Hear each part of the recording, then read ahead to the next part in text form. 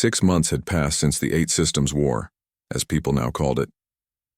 The Free World's compact headquarters sat in a converted asteroid station in neutral space. It was positioned equally far from Earth and Council territories. Representatives from 47 species filled its chambers. They discussed trade, defense plans, and mutual aid. No crystal mediator guided their sessions. No bureaucratic process slowed decisions. When a crisis happened, the compact responded within hours, not months. Admiral Sung Ho now held the title of Supreme Commander of Compact Joint Forces. He stood in the command center watching the tactical display. Human ships patrolled alongside Keelian defense platforms. Pelton engineers upgraded Dorian weapons. Vex medical ships carried human doctors. The alliance was becoming real. Signal from the Council station. Commander Haewon reported. She had become his chief of staff after the Eight Systems War. Her tactical brilliance had earned her rapid promotion. Ambassador Jiwon says the vote is about to happen. On the Council station, Jiwon sat in the observers section with representatives from 30 other species. All were compact members. All were present to witness this historic moment. Below, on the Council floor, the debate had raged for weeks. The resolution was simple but unprecedented. Official recognition of the Free World's Compact as a legitimate galactic institution. The Crystal Mediator announced the vote. Species after species cast their votes. Some voted yes, accepting the new reality. Others voted no, holding on to the old order. When the count finished, the result was narrow but clear. Recognition approved. They had no choice, whispered Ambassador Tae-hyun. He had joined Jiwon in the observer section. After we stopped the Vraxians, after we saved 8 systems, after 47 species joined us, they could not pretend we do not exist anymore. Recognition does not mean acceptance, Jiwon replied. Half the council still sees us as rebels. But it is a start. The real change was happening far from the council chambers. In systems across the galaxy, species were making a choice. Continue, relying on a council that valued process over protection, or join an alliance that had proven its willingness to fight. Admiral Hyunwoo now served as the Compact's chief diplomat. He negotiated treaty after treaty. Species who had been council members for centuries quietly established ties with the Compact. Some kept membership in both. Others, like the Tertians, formally withdrew from the council altogether. The economic results were incredible. Earth's economy, which had been strained during the fleet buildup, now thrived on compact trade. Keelian engineers revolutionized human shipbuilding. Peltan farming techniques tripled food production. Dorian medical technology saved millions of lives. The alliance was not just military. It was cultural, economic, and social. But the military side remained crucial. The Vraxian hegemony had retreated after the Eight Systems War, but they had not surrendered. Intelligence reports showed continued military buildup. The threat remained real. General Min-ji commanded compact ground forces. She conducted joint training exercises with allied Marines. On the moon of Kelios 7, human soldiers trained alongside warriors from a dozen species. They learned each other's tactics. They built trust that would be essential in combat. They are good fighters, Lieutenant Kyung-suk reported after a training session. She had recovered from her injuries and returned to duty. The Peltons are natural soldiers. The Keelians are brilliant tacticians. Even the Tertians, who call themselves pacifists, are learning to fight. They are learning to defend, Min-ji corrected. There is a difference. We are not building an army of conquest. We are building a shield. That shield was tested when the Vraxians attacked again. This time they targeted the Altarian expanse. But the Altarians were compact members now. The response was overwhelming. 17 species contributed forces. The combined fleet under Admiral Sung Ho's command arrived in massive strength. The Vraxians faced not just humans but a truly multi-species armada. They withdrew without fighting. It was a humiliation for the hegemony and a triumph for the Compact. On Earth, President Su Young addressed a celebration in Seoul. 2 years ago, we left the Galactic Council alone and determined. Today, we stand with 47 allies. We built a fleet to protect ourselves. Instead, we built an alliance that protects everyone willing to stand for freedom." The crowd cheered loudly, but in government offices, Defense Minister Ji-hoon reviewed more serious reports. The Vraxians were building new ships. Other aggressive species watched the compact's success with concern. The galaxy was dividing into two camps, those who believed in collective security and those who preferred the old ways. "It is going to come to a head eventually," he told Admiral Sung-ho during a secure conference. "The Council cannot coexist with the compact forever. One will absorb the other, or they will go to war. Then we make sure the compact is strong enough that war is unthinkable," Sung-ho replied. "We keep building ships, we keep training troops, we keep expanding the alliance, and we make it absolutely clear that aggression against any member will be met with the full force of all members." The strategy worked. Over the next year, 12 more species joined the compact. The Council, seeing its influence fade, began reforms. Debate periods were shortened. Emergency response protocols were created. Some people joked that the Council was becoming more like the compact just to survive. Ambassador Ji-won met with the Crystal Mediator privately, far from the formal chambers. "You hate what we have done," she said directly. The Mediator's crystalline form pulsed with complex colors. "We resent the suggestion that 3,000 years of peaceful cooperation mean nothing. Not nothing. Insufficient. The galaxy has changed. Threats have grown faster than your ability to respond. We simply adapted. By building an army, by building a shield, and inviting others to stand behind it."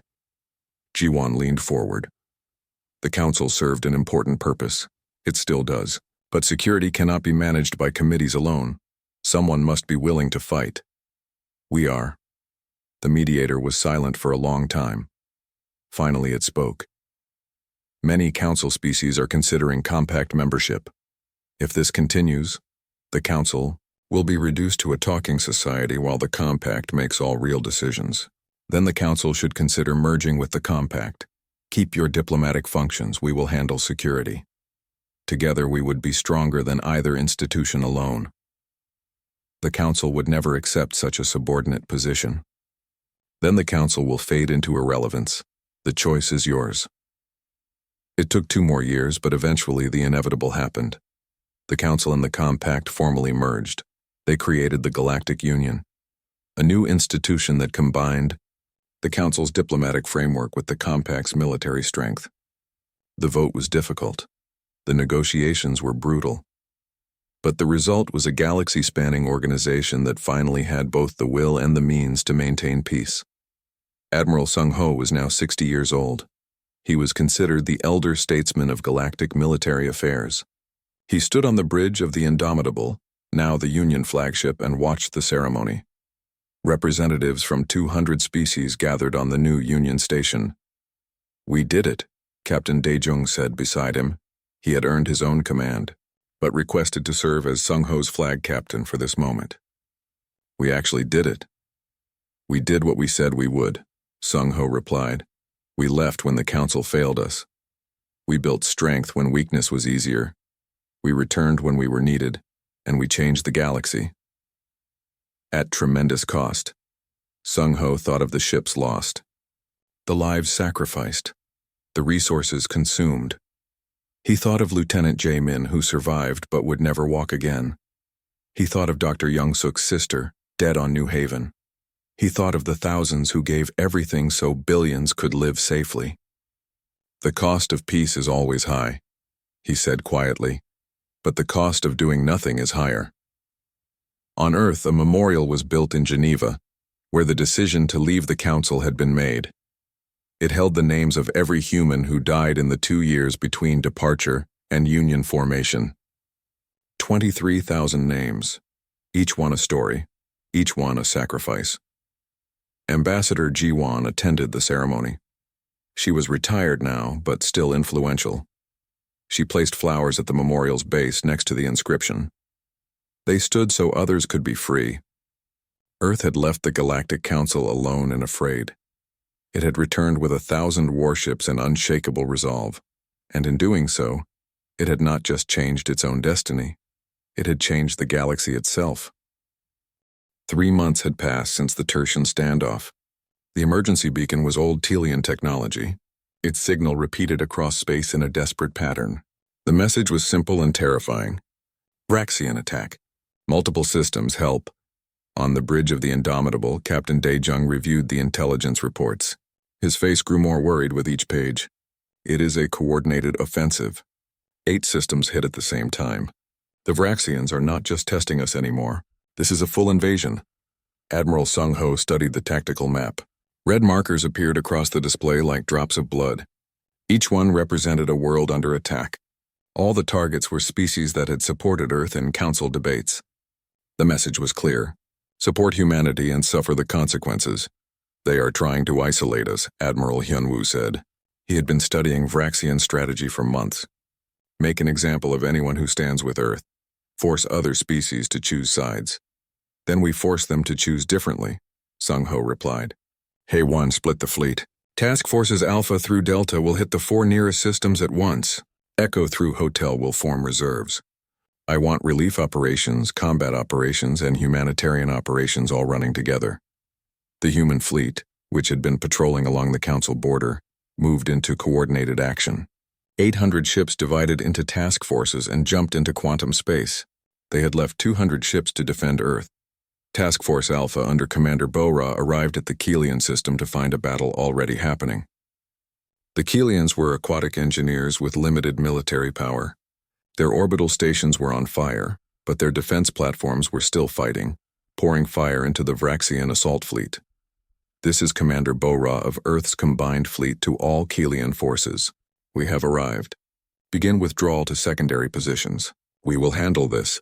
The Kelian commander appeared on screen. Its tentacled face showed injuries. Human ship. Stars be praised. We have civilians trapped on the orbital foundries. Our evacuation ships cannot get through the battle.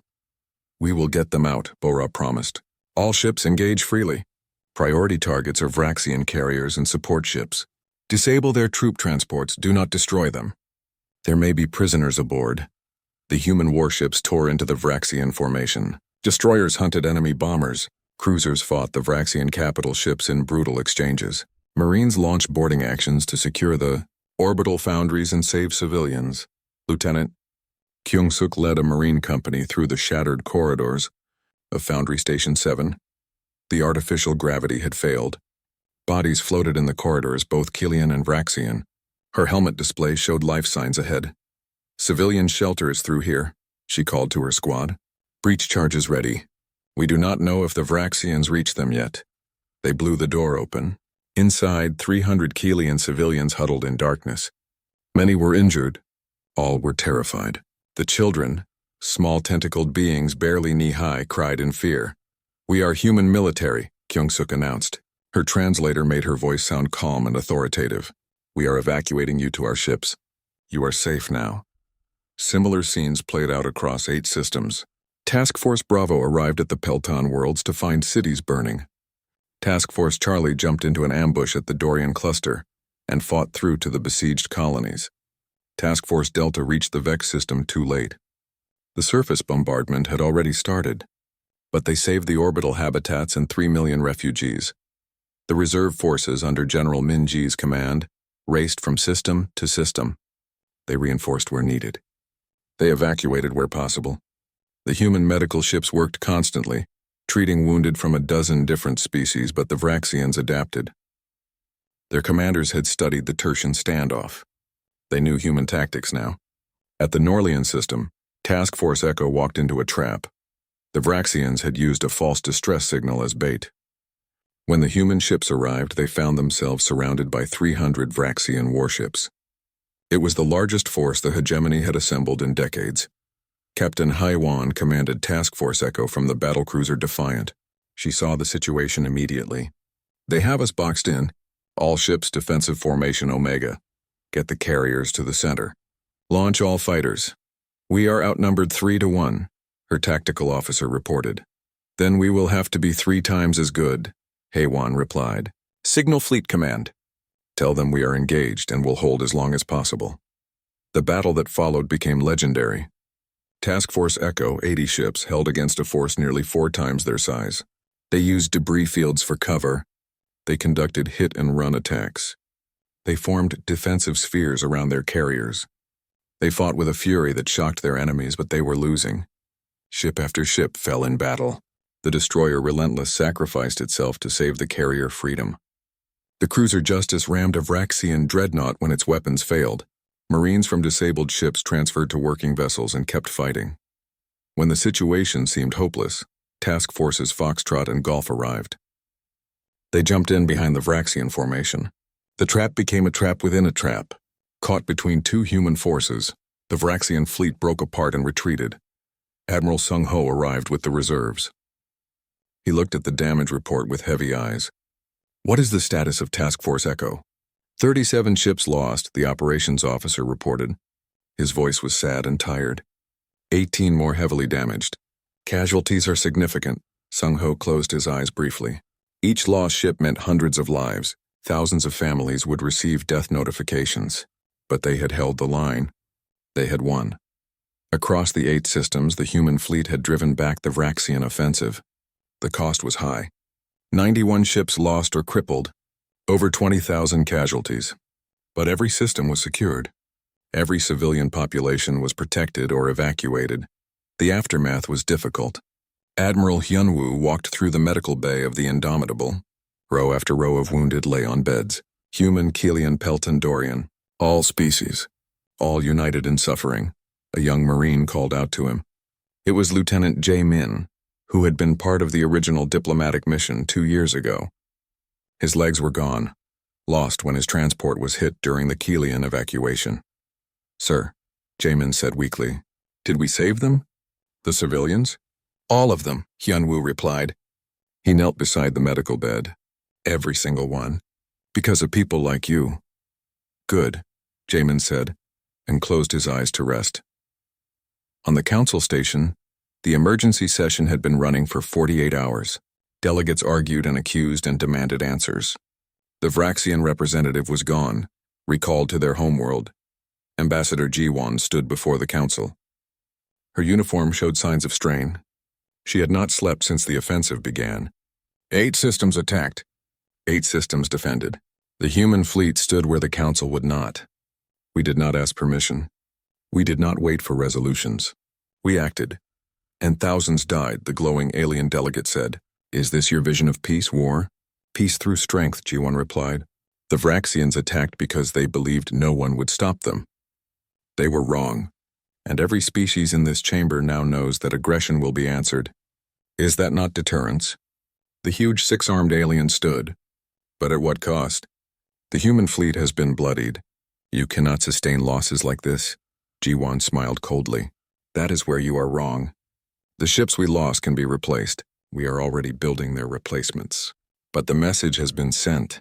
Humanity will stand, and humanity invites others to stand with us.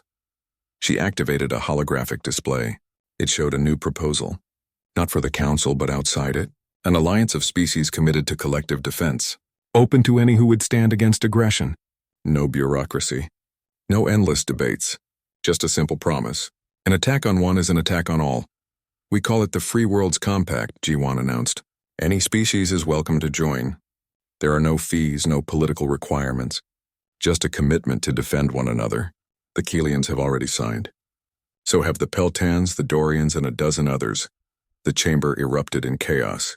Species shouted over each other. Some supported the idea. Others were outraged. The crystal mediator pulsed frantically, trying to restore order. But Ji-won was already leaving. She had said what she came to say. The galaxy could accept it or reject it. Humanity would continue either way. On the Indomitable, Admiral Sung Ho received all the reports. Casualty lists. Damage assessments. Resource expenditures. The cost of defending 8 systems was enormous. But as he looked at the tactical plot, he saw something else. Green markers appeared. Ships from the Free Worlds Compact, moving to form joint patrols with human vessels. They had proven themselves. They had paid in blood for the right to be taken seriously. And now, finally, they were not alone. 2 years had passed since Earth left the Council. Now at the edge of Council space, something incredible was happening. The quantum portal flared with bright energy. Its surface rippled like water when you throw a stone into it. Then, one by one, they came through. First came 50 destroyers in perfect formation. Their sensors were active. Their weapons were hot and ready. Then the main fleet poured through the portal. Cruisers, battle cruisers, carriers launching fighter ships that spread across space like a swarm of metal bees. And finally, the dreadnoughts arrived. 20 massive ships, each one was 2 kilometers long. Each one could destroy a planet. They moved with slow, deliberate grace. Their formation spoke of absolute power and complete confidence. 1,000 warships. Earth's answer to the Galactic Council. Admiral Sung Ho stood on the bridge of the dreadnought Indomitable.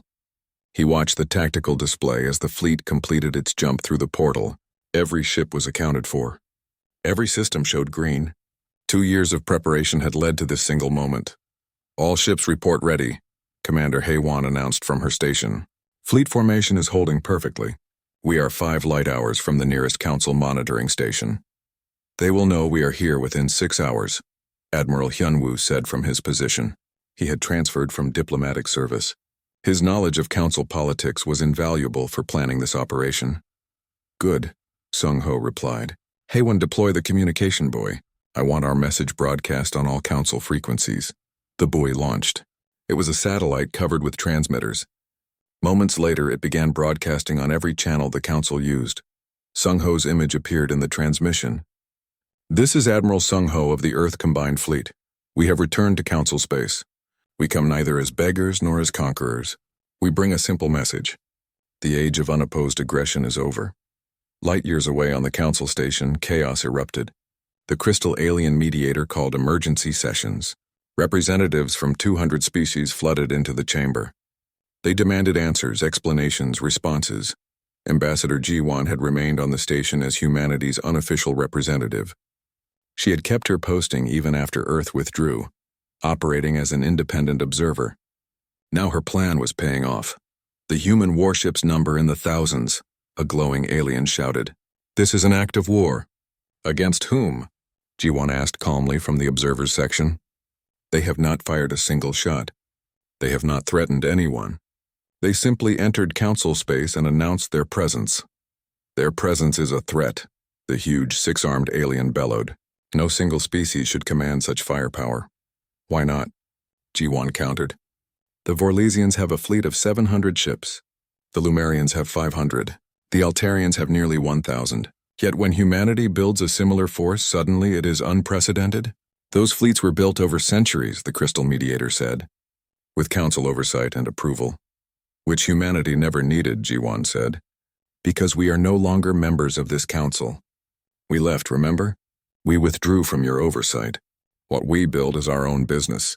The Vraxian delegate stood up. Its scaled face showed what might have been amusement. Then why return? If Earth is so independent, why bring this fleet here? Ji-won smiled coldly. She had been waiting for that question. To deliver a message. Would the council like to hear it? The chamber fell completely silent. The crystal mediator pulsed with light. The council recognizes Ambassador Ji-won of Earth. Ji-won activated a holographic display. Admiral Sung Ho's full message played for the entire assembly. When it finished, she added her own words. Humanity left this council because it had become powerless. We built this fleet because someone must stand against real threats. We have returned to council space to show that we will no longer stand idle while innocent people die. Pretty words, the Vraxian delegate hissed. But empty. This fleet means nothing if you lack the will to use it. Then test us, Ji-won replied quietly. Please test us. The message spread across council space like wildfire. 1,000 human warships, the largest military force any species had assembled in living memory. Some species reacted with fear, others with anger, and some with hope. In the Tertian cluster, 17 peaceful species watched as the Vraxian fleet gathered for invasion. The Tertians were artists and philosophers. They had no weapons, no defenses. They had asked the council for protection. They had been given expressions of concern and nothing more. Now the human fleet was moving toward them. Admiral Sung Ho stood on the bridge, watching the tactical display as his fleet entered the cluster. The Vraxian forces were ahead. 200 warships arranged around the main Tertian world, ready to invade. They have seen us, Haewon reported. The Vraxian fleet is changing formation. Looks defensive. Open a channel to their flagship, Sung-Ho ordered. A Vraxian commander appeared on the screen. Its reptilian face showed surprise. This is Fleet Master Corvin of the Vraxian hegemony. You are interfering in an internal matter. This is Admiral Sung-Ho of Earth. There is nothing internal about invading sovereign territory. You will withdraw your forces immediately. Corvin laughed harshly. Or what, human? You will complain to the council? Oh wait, you left the council. You have no authority here. We have all the authority we need, Sung-Ho replied calmly. We have this fleet. You have 60 minutes to begin withdrawal. After that, we will remove you by force. You are outnumbered. Our allies will reinforce us. Your allies are welcome to try. The clock is ticking, Fleet Master. Sung-Ho ended the transmission. Around him, the bridge crew worked with focused intensity. They had practiced for this scenario 100 times. Now it was real. All ships, battle stations, he ordered. Execute deployment pattern Delta. I want those Vraxian ships surrounded. The human fleet moved with practiced precision. Cruisers took high positions. Destroyers formed a screening wall. The dreadnoughts advanced slowly, their massive guns targeting the Vraxian capital ships. Carriers launched fighter wings that filled the space between the fleets like a cloud. On the planet below, the Tertians watched the sky. They had no weapons, no way to defend themselves. They could only watch as two fleets prepared for battle.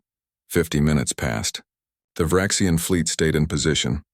5 minutes to deadline, HFY announced. Sung-Ho opened a channel to the entire fleet. All ships, this is the Admiral. In 5 minutes we may be at war. Every commander must understand what we are doing here. We are not fighting for glory or territory. We are fighting because someone has to. We are fighting because the alternative is to let bullies rule through fear.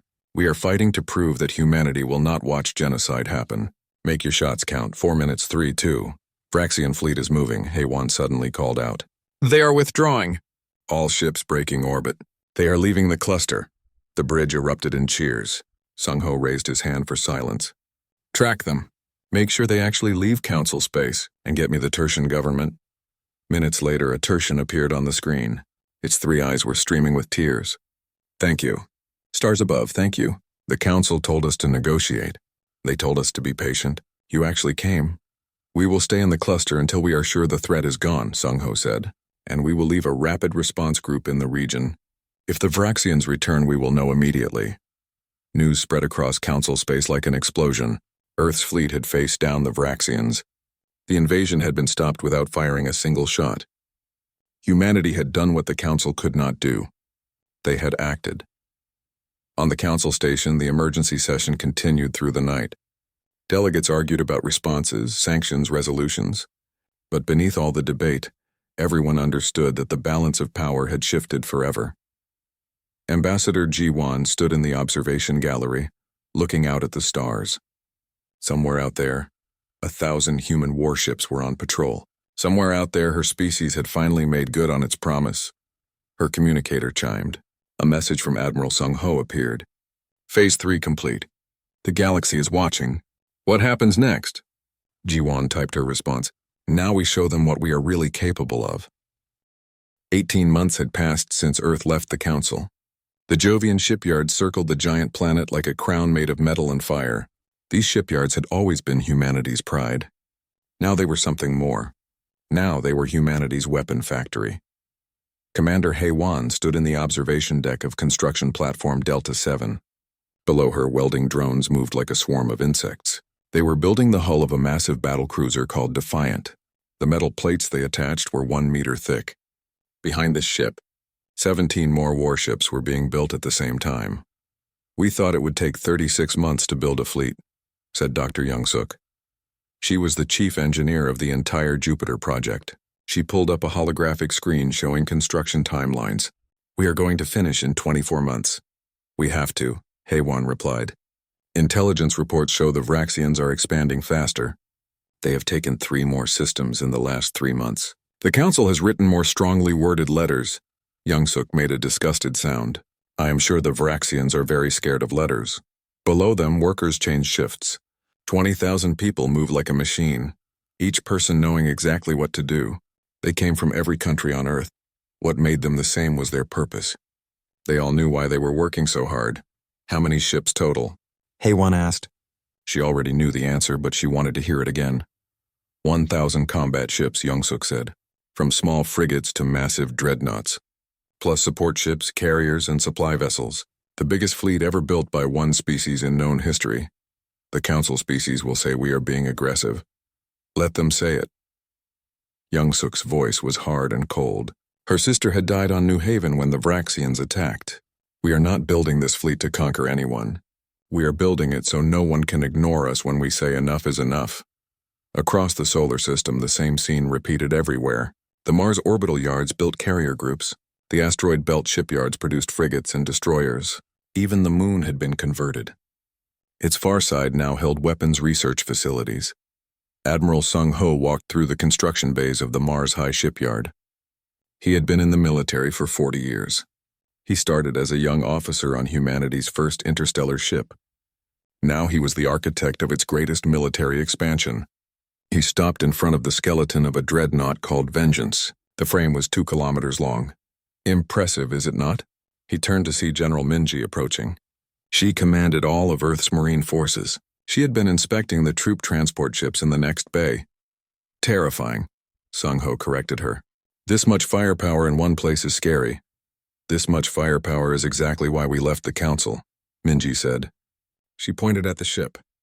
They wanted us weak. They wanted humanity to be another voice in their debate club, while real threats went unchallenged. Instead, we are becoming something they cannot ignore. Sung Ho pulled out his datapad.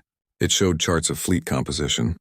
20 dreadnoughts, 100 battle cruisers, 300 cruisers, 500 destroyers, 80 carriers, plus all the support ships.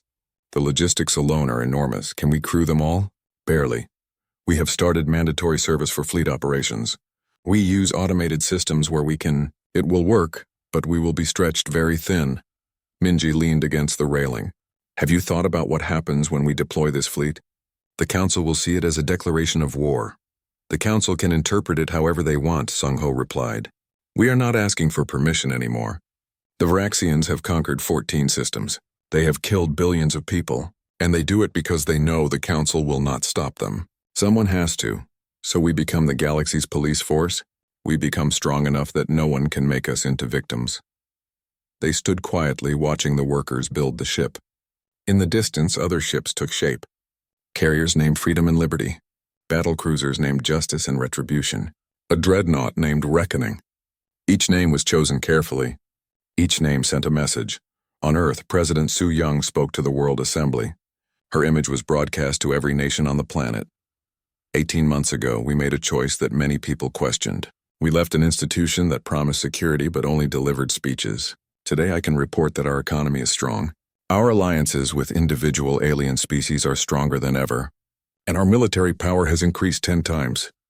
Defense Minister Ji-hoon sat in the audience listening carefully. He knew the real numbers behind those claims.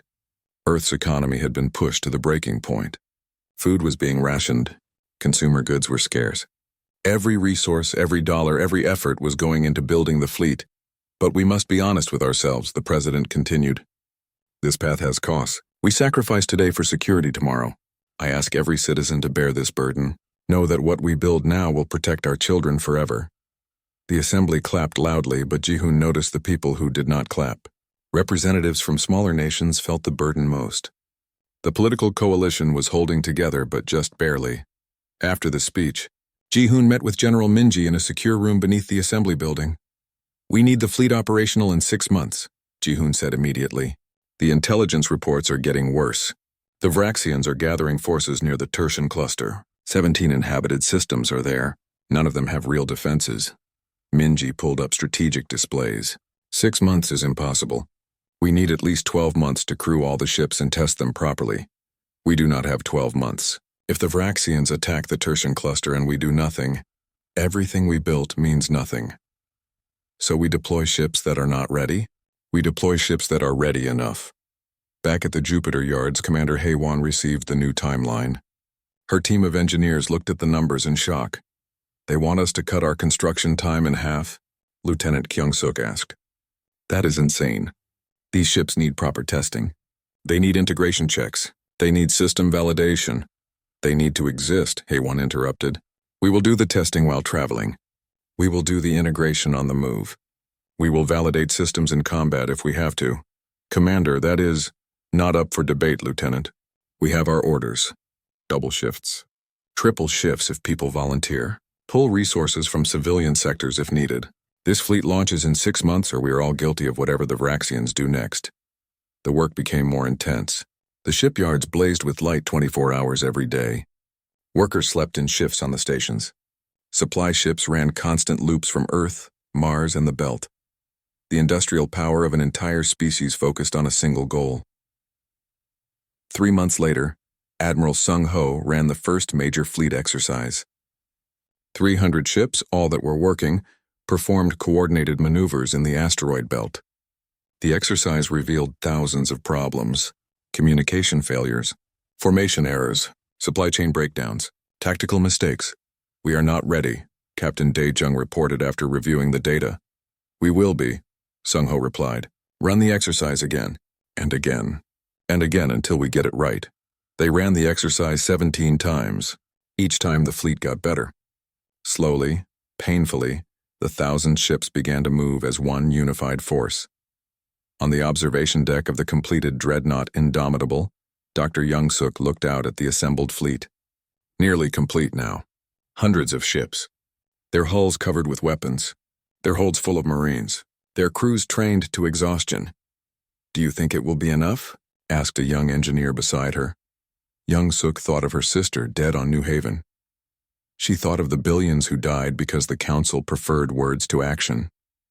She thought of the humans who worked themselves to collapse building this fleet. It has to be, she said. The Great Hall was enormous. It stretched so far that the ceiling disappeared into darkness above. 200 different alien species sat in rising circles around the center. Their bodies came in all shapes and sizes. Some had scales, others had fur, and many had things humans didn't even have names for. They all waited in silence. Admiral Hyun-woo stood at the center podium. His blue uniform was perfect, not a single wrinkle anywhere. He had traveled for 18 hours through space to get here. Behind him sat Ambassador Ji-won.